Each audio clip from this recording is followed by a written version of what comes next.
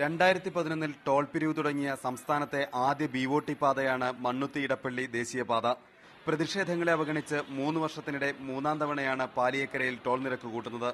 Toll വർധന അനുവദിക്കില്ലെന്നും സമരം ശക്തിപ്പെടുത്തുമെന്നും CN ജയദേവൻ MP പറഞ്ഞു. കേന്ദ്രം ഭരിക്കുന്ന BJP ഇക്കാര്യത്തിൽ നിലപാട് വ്യക്തമാക്കണമെന്നും അദ്ദേഹം ആവശ്യപ്പെട്ടു. പല രൂപത്തിലുള്ള സമരങ്ങൾ അവിടെ നടന്നതാണ്. BJP ആണ് വേണമെങ്കിൽ പറയാം കൂടുതൽ പോലീസുമായിട്ടൊരു ഏറ്റുമുട്ടൽ പോലും നടക്കുന്ന രൂപത്തിലുള്ള സമരം നടന്നത്. അന്ന് BJPയുടെ സംസ്ഥാന നേതാക്കൾ അവിടെ പ്രഖ്യാപിച്ചതാണ് ഞങ്ങളുടെ ഗവൺമെന്റ് അധികാരത്തിൽ വന്നാൽ ടോള് തന്നെ ഇല്ലാതാക്കും എന്ന്. BJP മറുപടി പറയാൻ ബാധ്യസ്ഥരായിരിക്കുകയാണ്. ടോൾ ചാർജ് ഇപ്പോൾ വർദ്ധിപ്പിച്ചിരിക്കുന്നു. ടോൾ നിരക്ക് വർധന പിൻവലിക്കണമെന്നാവശ്യപ്പെട്ട് BJP പ്രവർത്തകർ മാർച്ച് നടത്തി. ടോൾ പ്ലാസയ്ക്ക് മുന്നിൽ അനിശ്ചിതകാല സത്യാഗ്രഹ സമരം തുടങ്ങുമെന്ന് BJP നേതാക്കൾ അറിയിച്ചു.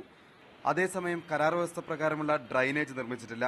സൂചനാ ബോർഡുകളും ബ്ലിങ്കിംഗ് ലൈറ്റുകളും റിഫ്ലക്ടറുകളും ഇതുവരെയും പൂർണ്ണമായും സ്ഥാപിച്ചിട്ടില്ല. പലയിടത്തും വഴിവിളക്കുകളും സിഗ്നൽ ലൈറ്റുകളും കത്താറില്ല. കാൽനട യാത്രക്കാർക്ക് റോഡ് മുറിച്ച് കടക്കുവാനുള്ള സൌകര്യമില്ല. 3 വർഷത്തിനിടെ 2000-ലധികം വാഹനാപകടങ്ങൾ ഈ പാതയിലുണ്ടായിട്ടും ശാസ്ത്രീയ പഠനങ്ങളോ പരിഹാരങ്ങളോ ഇതുവരെയും ഉണ്ടായില്ല. ചുരുക്കത്തിൽ അടിസ്ഥാന പ്രശ്നങ്ങൾക്ക് പരിഹാരമുണ്ടാക്കാതെ ഓരോ വർഷവും നിരക്ക് വർദ്ധിപ്പിക്കാമെന്ന കരാർ വ്യവസ്ഥ മാത്രമാണ് മുടങ്ങാതെ നടപ്പിലാക്കുന്നത്. മീഡിയ 1 തൃശൂർ.